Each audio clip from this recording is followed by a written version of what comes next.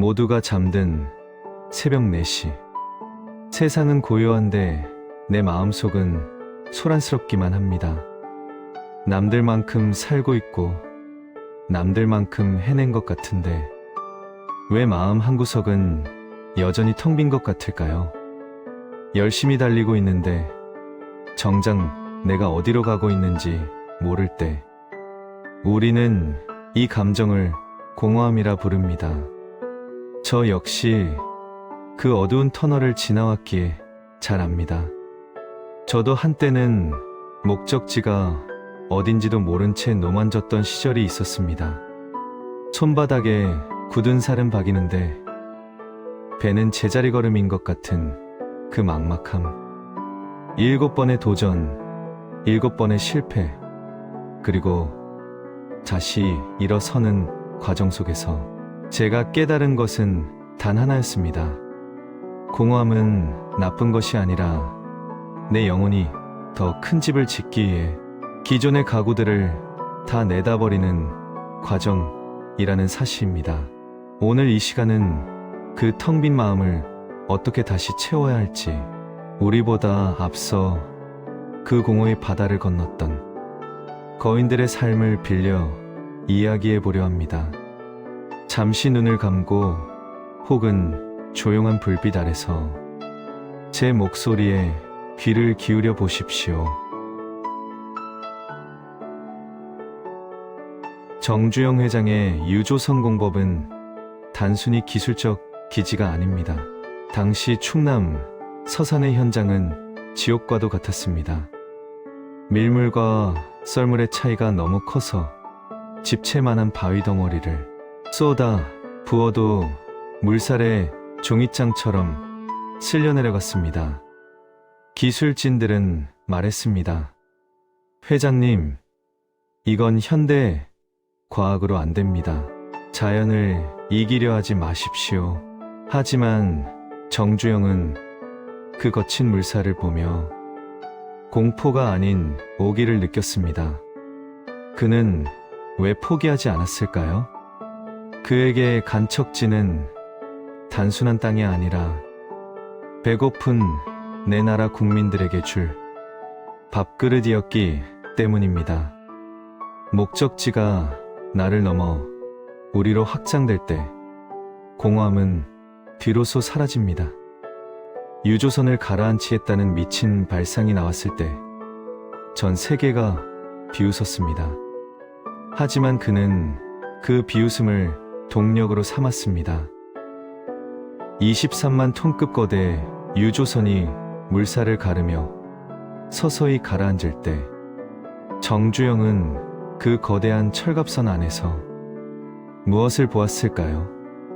그는 무너지는 둑이 아니라 그 위에 세워질 미래의 황금들판을 보았습니다. 여러분, 지금 당신을 가로막는 물살이 너무 거센가요? 그렇다면 당신 안에 어떤 유조선을 가라앉혀야 할지 고민해야 할 때입니다.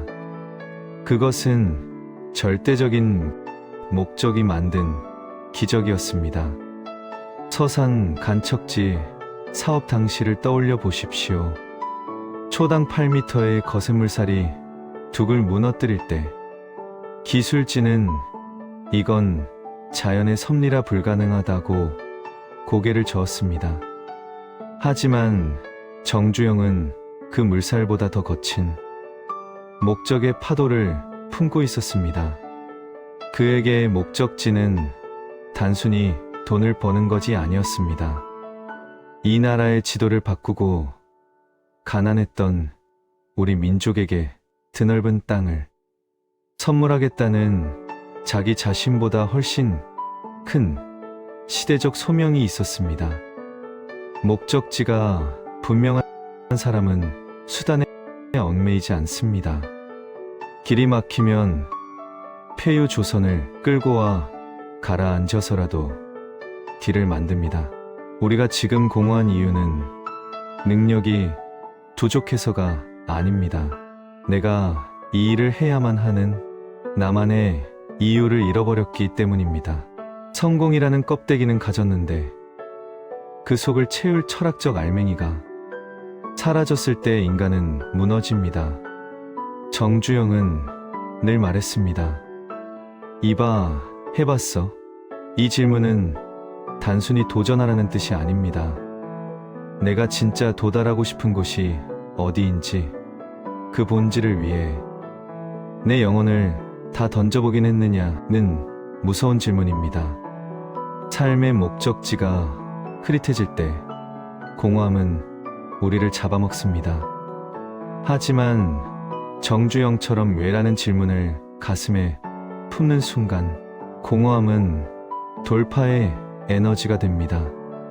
당신의 공허함은 지금 정주영이 물었던 그 질문을 스스로에게 던질 때가 되었다는 신호입니다. 목적지를 정했다면 이제 그 길을 걷는 법이 중요합니다. 여기서 우리는 현대의 구도자라 불리는 오타니 슈에이를 봐야 합니다. 오타니는 정주영과는 또 다른 결의 거인입니다. 그는 거창한 웅변보다 지독한 평범함으로 내면의 공허를 다스립니다. 사람들은 오타니의 말로 홈런과 160km의 강속구에 열광합니다. 하지만 정작 그가 매일 싸우는 것은 타자가 아니라 자기 안의 공허입니다. 그는 경기장의 쓰레기를 줍고 자기가 쓴 신발을 정갈하게 정리하며 매일 밤 같은 시간에 일기를 씁니다. 왜 그토록 사소한 일에 집착할까요? 오타니 슈에이가 고등학생 때 쓴 만다라트 계획표를 보면 소름이 돋는 대목이 있습니다. 160km의 강속구, 홈런 같은 화려한 기술 옆에 그는 인사하기, 쓰레기 줍기, 물건 소중히 다루기를 적었습니다. 오타니는 알고 있었습니다. 실력은 내가 통제할 수 있지만 운은 하늘이 주는 것이라는 사실을요. 그래서 그는 남이 버린 행운인 쓰레기를 줍는 것으로 자신의 공허함을 성실함으로 채웠습니다. 공허함은 대개 내가 어찌할 수 없는 미래를 걱정할 때 찾아옵니다. 오타니는 그 불안을 잠재우기 위해 오늘 내가 당장 할 수 있는 청소와 루틴에 집중했습니다. 슬럼프가 와서 단 한 개의 안타도 치지 못한 날에도 오타니는 신발을 가지런히 놓는 것으로 그날의 승리를 챙깁니다. 결과가 아닌 과정에서 승리를 찾는 법. 이것이 오타니가 억만장자가 되어서도 소년 같은 눈망울을 유지하며 공허함을 이겨내는 비결입니다.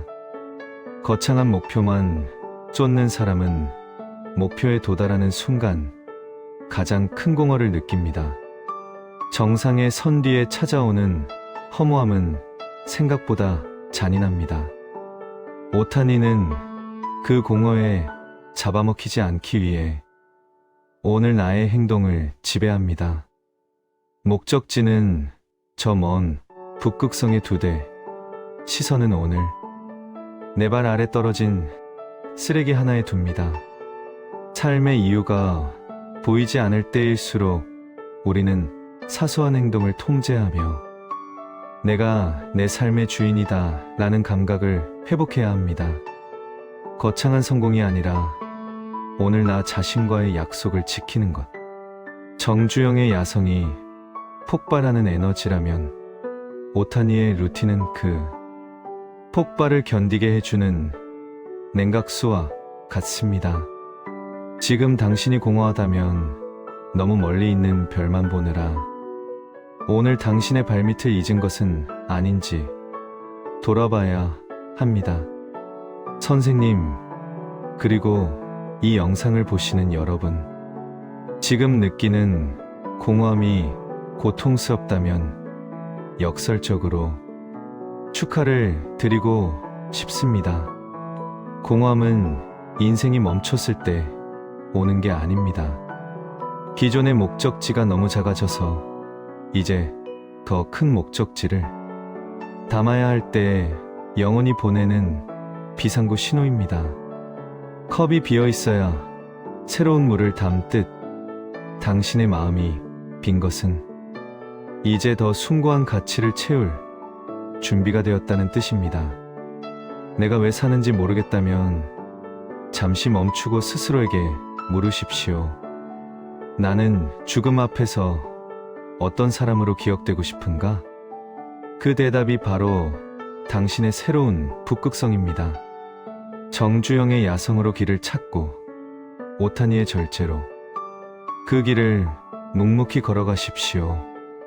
오늘 밤엔 그저 깊은 숨을 내뱉으세요. 당신의 항해는 아직 끝나지 않았습니다. 이제 막 진짜 목적지를 향한 닻을 올리고 있을 뿐입니다. 당신의 도전을, 그리고 당신의 고독을 저 역시 진심으로 응원합니다.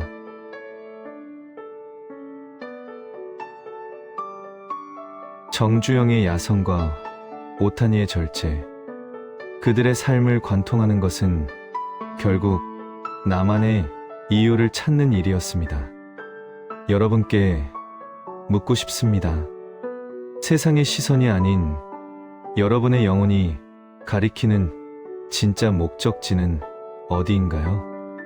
지금 머릿속에 떠오르는 그 한 문장, 혹은 아직 찾지 못했다는 그 솔직한 막막함을 댓글로 남겨주세요.